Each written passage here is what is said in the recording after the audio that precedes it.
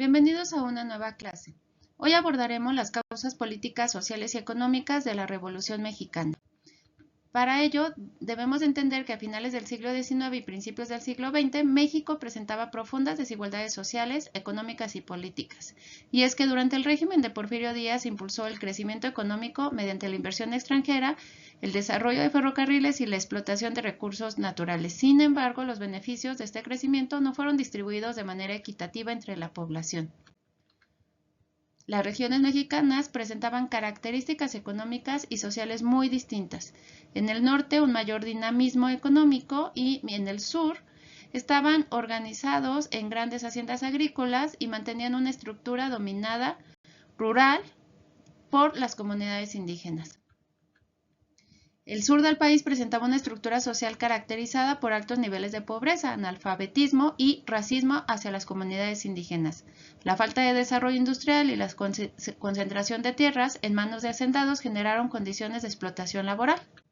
Este tipo de condiciones se denominó el sistema de peonaje. Fue uno de los sistemas laborales más característicos de México durante el Porfiriato. Este sistema consistía en mantener a los trabajadores vinculados a las haciendas mediante deudas contraídas con los hacendarios. Pero también había las tiendas de raya, que eran establecimientos ubicados dentro de las haciendas donde los trabajadores podían adquirir productos básicos. Y aunque aparentemente funcionaban como comercios normales, en realidad eran instrumentos de control económico sobre los trabajadores. La mayoría de la población mexicana vivía en una economía de subsistencia, es decir, producían principalmente para el consumo propio o para mercados locales. La producción agrícola se destinaba a satisfacer necesidades básicas y el comercio era muy limitado. La construcción de ferrocarriles fue uno de los proyectos de infraestructura más importantes del Porfiriato. Esta red de transporte permitió conectar diversas regiones del país y facilitó el comercio y la movilidad. Sin embargo, el desarrollo ferroviario también dio origen a la migración interna. Los empresarios y hacendados del Porfiriato consideraban que los trabajadores eran poco disciplinados y propensos a abandonar el trabajo. Por esta razón, implementaron un sistema de vigilancia y control destinados para garantizar la productividad. Era un sistema que imponía castigos y restricciones y utilizaron incentivos económicos para fomentar la permanencia de los trabajadores.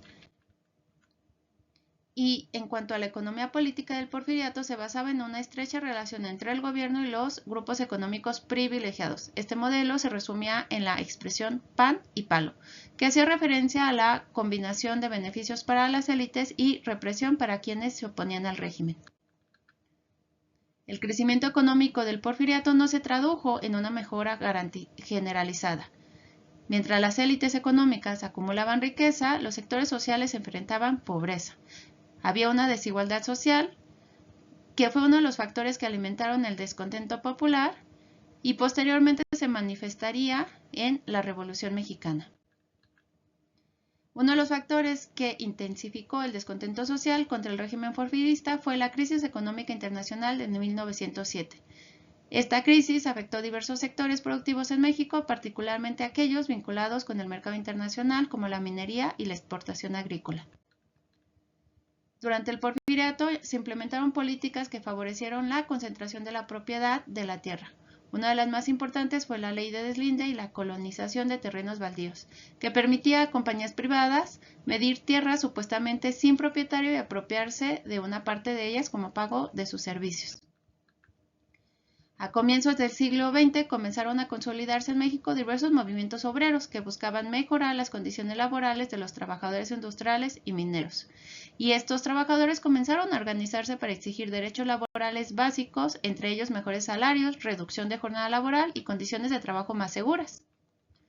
La huelga de Cananea, ocurrida en 1906, en el estado de Sonora, fue uno de los conflictos laborales más importantes del Porfiriato. Este movimiento se originó en una mina de cobre propiedad de capital estadounidense, donde los trabajadores mexicanos se enfrentaban condiciones laborales desfavorables en comparación con los empleados extranjeros. Otra huelga fue la huelga de Río Blanco, ocurrida en 1907 en Veracruz. Fue un conflicto laboral significativo que puso en evidencia las tensiones sociales existentes en el Porfiriato. Además de las tensiones sociales y económicas, el régimen porfirista enfrentaba una profunda crisis política derivada de un carácter muy autoritario.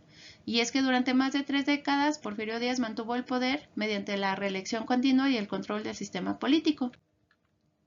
Este movimiento defendía el principio de sufragio efectivo no reelección y buscaba establecer un sistema político más democrático. Me refiero al movimiento antirreeleccionista.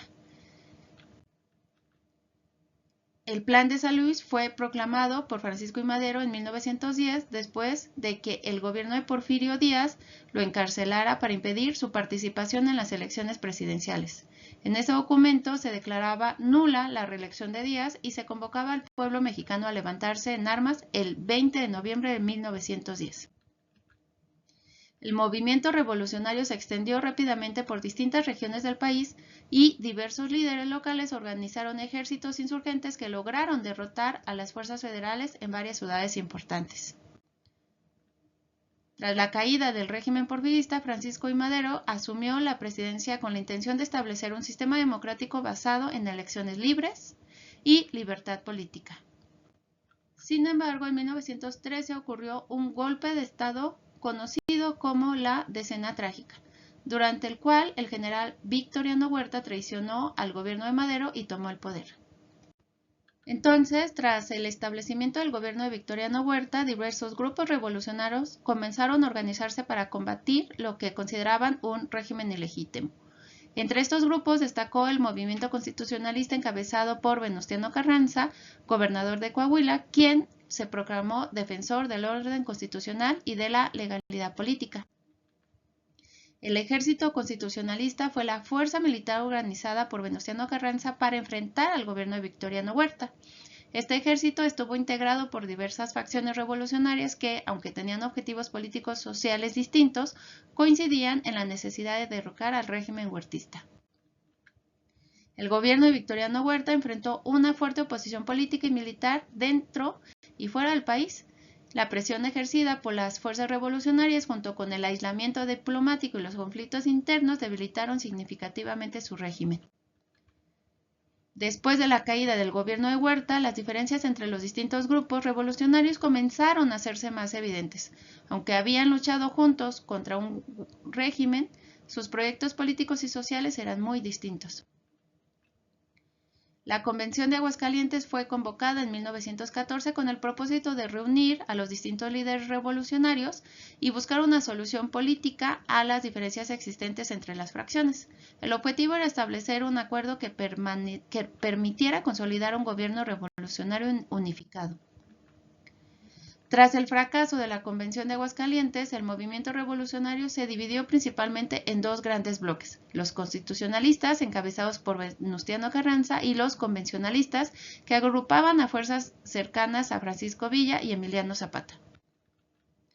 A pesar de la oposición de las fuerzas convencionistas, el movimiento constitucionalista logró consolidarse gradualmente gracias a su mayor organización política y militar.